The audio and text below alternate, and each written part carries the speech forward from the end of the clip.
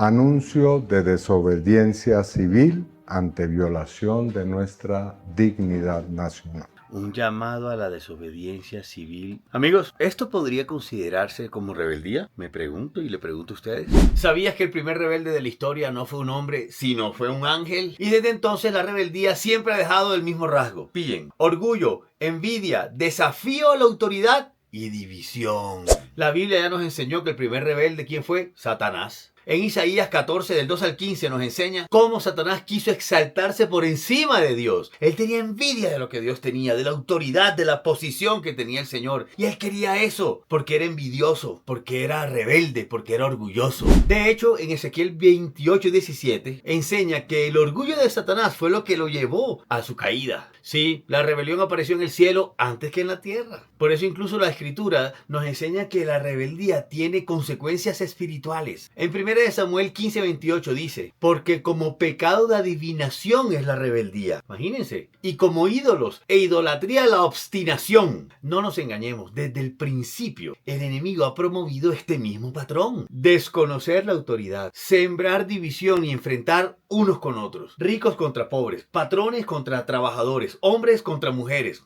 Eso lo hemos visto aquí en Colombia desde hace años. Por ejemplo, aquí tenemos grupos armados al margen de la ley que se hacen llamar guerrillas, que son grupos rebeldes que han rechazado históricamente los canales institucionales y han recurrido a la violencia para imponer sus objetivos. Pero incluso en una democracia también tenemos que examinar nuestros actos a la luz de la palabra de Dios. Eso hacen los creyentes. Por ejemplo, esto que está pasando con el candidato que perdió las elecciones, que está llamando a una desobediencia civil. ¿Qué es eso? Una desobediencia supuestamente civil pacífica en contra del candidato que ganó, del candidato de la derecha, cuestionando su legitimidad antes incluso de que empiece a ejercer su mandato. Como cristianos debemos recordar, por ejemplo, Romanos 13, 1 al 2, que incluso las autoridades civiles cumplen una función designada por Dios. Si nos damos cuenta, Jesús nunca llamó a sus discípulos a la rebeldía, ni a conquistar el poder por medio de la violencia. Hay quienes dicen que Jesús es que era un rebelde porque se rebeló contra las autoridades. Hágame el favor. Las autoridades que estaban impuestas en el tiempo de Jesucristo eran los rebeldes que habían decidido desobedecer la autoridad primigenia, la autoridad original que venía del Padre, al comenzar a ejercer y a obedecer mandamientos de hombres antes que los mandamientos de Dios. Ellos eran los rebeldes. Cristo estaba llamando